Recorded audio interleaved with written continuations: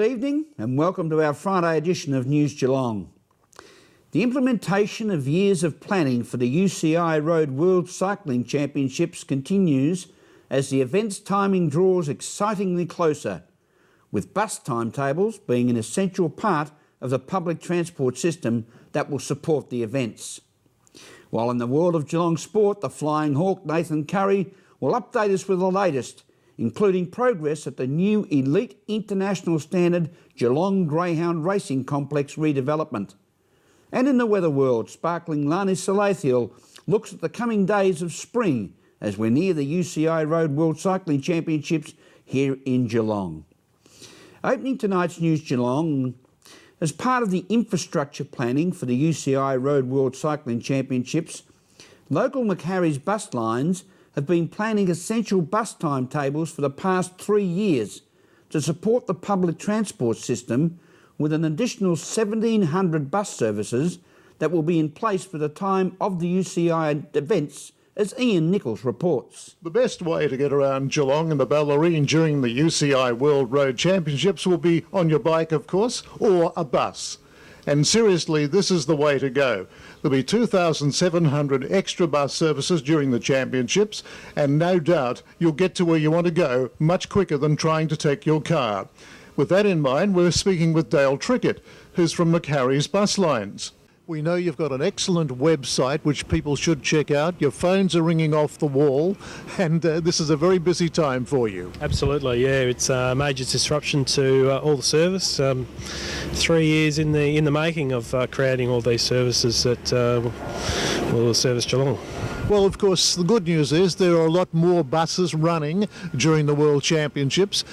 The other side of the coin is a little bit of inconvenience, changes to bus stops and interchanges. Perhaps you could outline some of those for us. Yeah, absolutely. We have a lot more frequency of bus services throughout the day, a lot more early morning services right through to late evening, as we know there's a lot of events on in Geelong, including the main event of the bike race.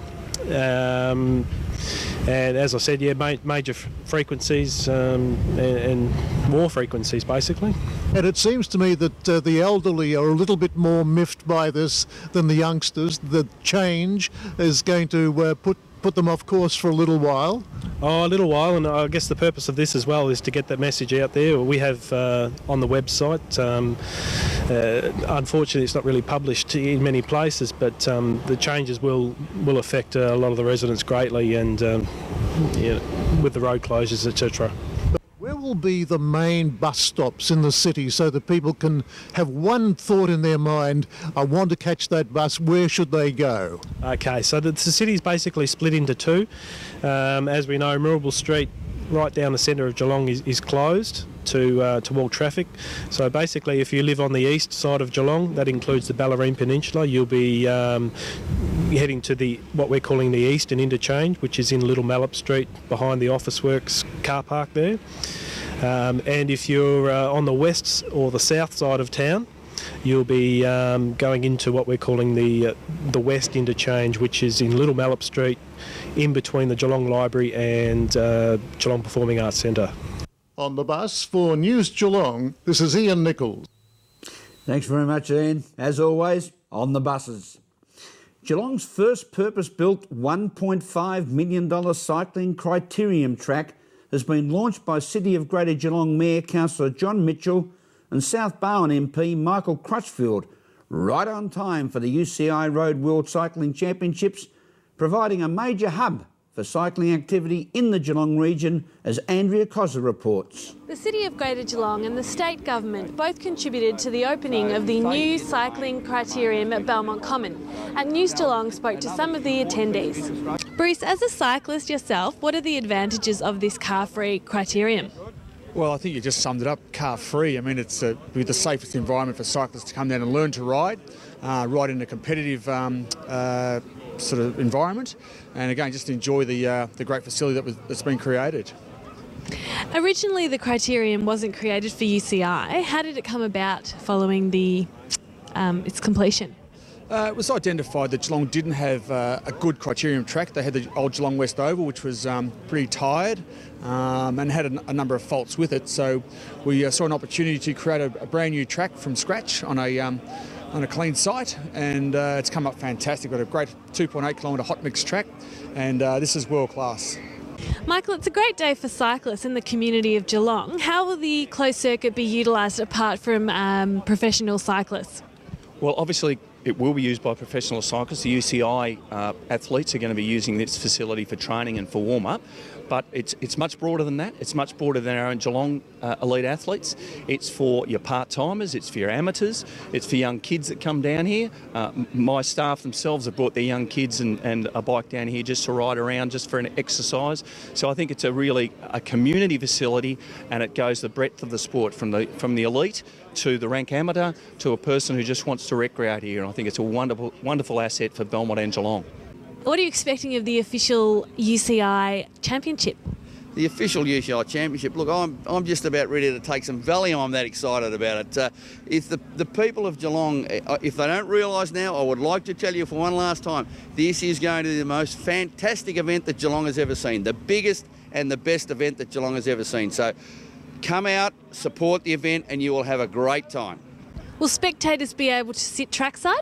Spectators will be able to sit trackside. They'll be able to wander around the track. It's free of charge. There'll be bands. There'll be look, it'll be a party. It'll be great. We'll see the world's greatest cyclists here in Geelong over the week, starting the 29th to the 3rd of October, 29th of September to the 3rd of October. I can't implore Geelong citizens enough. Come out and enjoy the fun that we're going to have. Tim, you've obviously had a ride around the new Criterium. First ride, yeah. What's the track like? Lovely. It's smooth. It's lovely, which all tracks were like this. Yeah. The corners are sharp at speed, but there are a lot of corners, but it's still a good track. It's fast. Andrea Cotter at the new Cycling Criterium for News Geelong. Thank you very much, Andrea, and Mr Mayor, keep up that great passion. The Zonta Club of Geelong has a partnership project with Matthew Flinders Girls Secondary College, and over the past 3 years, the students have been fundraising and sending items such as educational materials to its sister school in the Panjayo district of Afghanistan, as Andrea Cotter reports. We're speaking to Joanne Metzger today about the Z Club established within the Zonta Club for girls at Matthew Flinders Secondary College. So tell us a bit about what the Zonta Club does and what you do. The Zonta Club is an international women's organisation, and it's in 68 countries and has 1,200 clubs and 32,000 members. Okay, the Z Club or Z Club, they have 3 projects. They have a school project, a local community project and an international project. And that's the requirement of being a Z Club. So it's a junior Zonta Club. They also work at the Christchurch Meals program, and they serve breakfast to the homeless. That's on a Tuesday morning. What's your overall aspiration for the girls that are involved in the club? Well, the main thing is to be associated with an international women's organisation. They can learn about all our worldwide projects, how we are advancing the status of women. And also, as a junior club, we're providing leadership responsibilities for them and opportunities. Takia Beard reporting for News Geelong.